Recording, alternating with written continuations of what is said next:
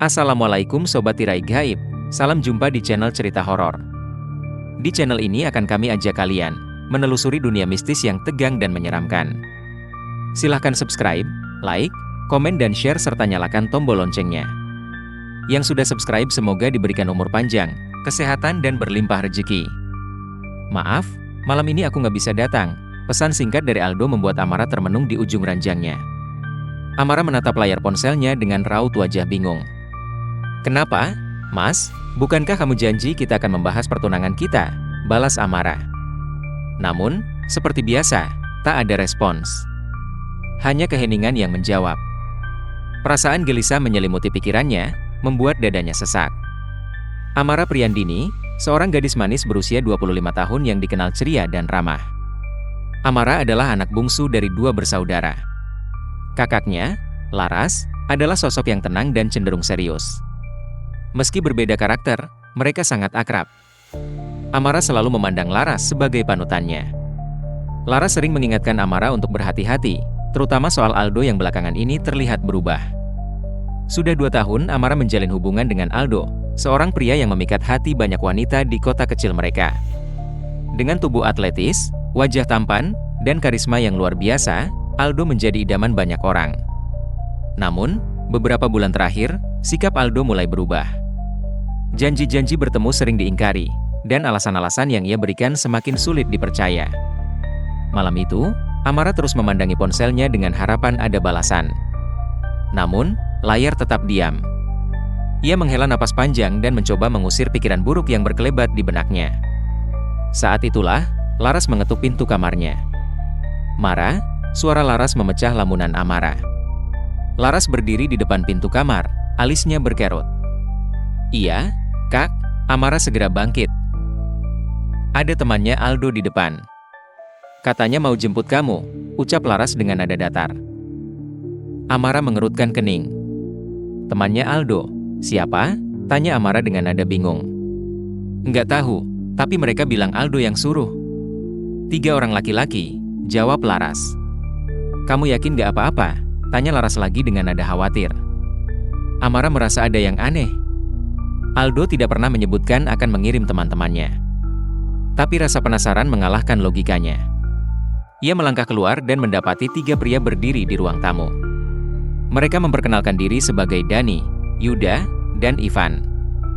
"Aldo nyuruh kami jemput kamu. Katanya ada kejutan," kata Dani, pria bertubuh kekar dengan tatapan tajam. "Kejutan, tapi dia bilang lagi sibuk," jawab Amara curiga. "Makanya ikut aja, biar tahu," Ivan menimpali sambil tersenyum tipis. Amara masih ragu, tapi rasa penasaran mengalahkan kekhawatirannya. Ia berpamitan pada Laras dan mengikuti 3 pria itu masuk ke dalam mobil. Laras sempat memegang lengan Amara. "Mara, hati-hati ya. Kalau ada apa-apa, kabarin kakak," ucap Laras, matanya penuh kekhawatiran. Amara hanya mengangguk sebelum mobil hitam itu melaju. Awalnya, perjalanan terasa normal. Tapi semakin jauh, jalan yang mereka lalui semakin sunyi dan gelap. Pohon-pohon besar dengan cabang-cabang menjuntai seperti tangan raksasa mengelilingi mereka. "Kok kita lewat sini?" tanya Amara, suaranya mulai gemetar. "Jalan pintas," jawab Yuda santai. Namun, senyuman aneh di wajah mereka membuat Amara merinding. Mobil berhenti di sebuah rumah tua yang terlihat sudah lama tak dihuni. Dindingnya dipenuhi lumut, dan jendelanya tertutup kain robek. "Kenapa kita di sini?" Amara semakin waspada. "Sini, biar kami tunjukkan kejutannya," ujar Dani sambil membuka pintu mobil.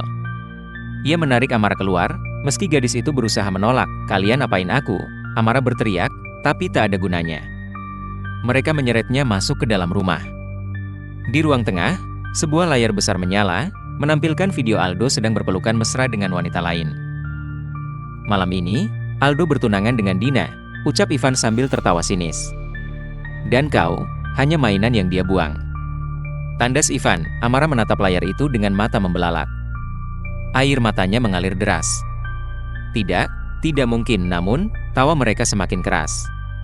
Amara berlari ke arah pintu, tapi Dani menangkapnya dan mendorongnya ke lantai. "Kau pikir bisa kabur? Malam ini, kau milik kami," ujarnya. Beberapa hari kemudian, kabar hilangnya Amara menyebar di seluruh kota. Laras tak tinggal diam. Ia mendatangi polisi, mencari Aldo, dan menyisir semua tempat yang mungkin disinggahi adiknya. Tapi semua usaha itu sia-sia. Hingga suatu malam, Laras bermimpi melihat Amara berdiri di depan rumah tua di tengah hutan. Wajahnya pucat, dan matanya dipenuhi rasa dendam. "Tolong aku, Kak," suara Amara menggema di kepala Laras. Sejak malam itu, rumah tua tersebut menjadi tempat teror. Banyak yang mengaku melihat bayangan seorang gadis dengan gaun putih berdiri di jendela. Terkadang, terdengar suara tangisan dan jeritan minta tolong. Aldo, dan tunangannya Dina, serta ketiga pria itu juga mengalami hal mengerikan. Satu persatu dari mereka ditemukan tewas dengan tubuh penuh luka. Warga percaya, arwah Amara bangkit untuk menuntut balas. "Kau pikir bisa lari dari dosamu?" Bisikan itu menjadi suara terakhir yang mereka dengar sebelum maut menjemput. Kini, tak ada yang berani mendekati rumah tua itu. Arwah Amara tetap tinggal di sana, menjadi saksi bisu atas pengkhianatan dan kekejaman yang pernah ia alami. Hari-hari berlalu, namun dendamnya tak pernah padam. Laras yang masih berkabung berharap arwah adiknya dapat tenang, namun mimpi buruk tentang Amara terus menghantuinya. Namun dendam Amara tidak hanya berhenti di sana. Malam-malam kelam menjadi saksi betapa terornya semakin nyata bagi siapa saja yang mendekati rumah tua itu. Beberapa pemuda yang nekat mendatangi lokasi untuk uji nyali mengalami hal yang tak masuk akal. Ada yang hilang ingatan, ada pula yang pulang dengan tubuh penuh lebam dan luka tanpa tahu apa yang menyerangnya. Bahkan seorang dukun sakti yang mencoba membersihkan tempat itu menghilang tanpa jejak. Laras, yang merasa tidak bisa membiarkan arwah adiknya terus menderita, memutuskan mencari bantuan dari seseorang yang dikenal memiliki kelebihan supranatural. Embok Ranti, seorang wanita tua dengan mata yang tajam dan suara serak, menyetujui untuk membantu setelah mendengar cerita Laras. "Arwah adikmu tidak akan tenang sampai dendamnya tuntas," ujar Embok Ranti. "Tapi kau harus siap menghadapi apapun yang akan terjadi. Jangan pernah goyah atau takut," ujarnya.